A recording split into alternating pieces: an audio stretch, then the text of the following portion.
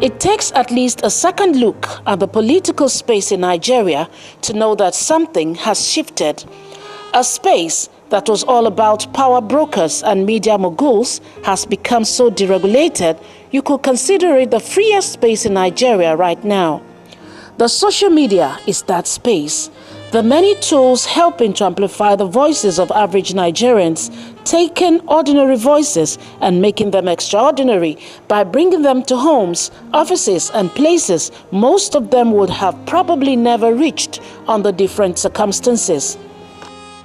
The social media started out as a playground of what would arguably be the most competitive election in Nigeria's history.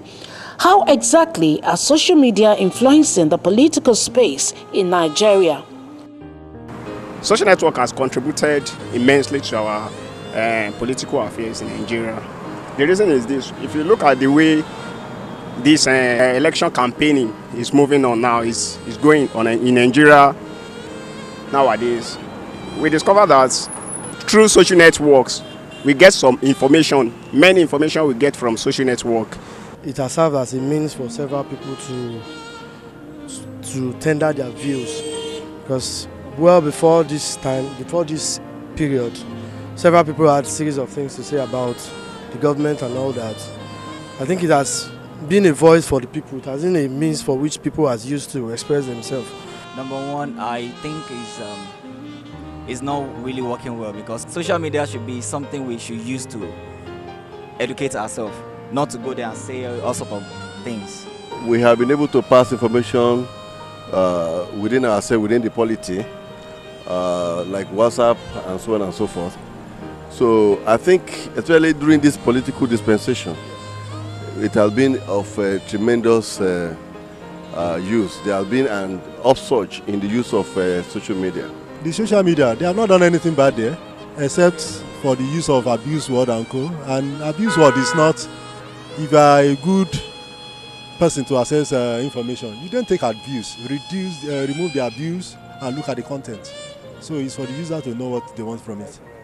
A few years back, young Nigerians began to congregate on social media platforms to express their anger against government.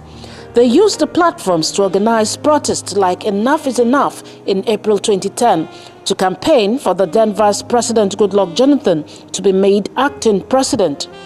Today, the Nigerian awakening is fully on, and the social media platform has become so powerful and has spread to other young people who would ordinarily not be interested in politics.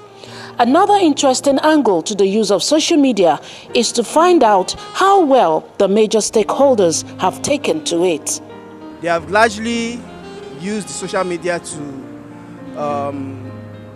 mobilize supporters for the elections. Social media has played a very, very large role in ensuring that information is disseminated. But also a lot of propaganda has also been disseminated through social media. I can tell you that I've personally verified specific websites that were created to be the mouthpiece of a particular political party.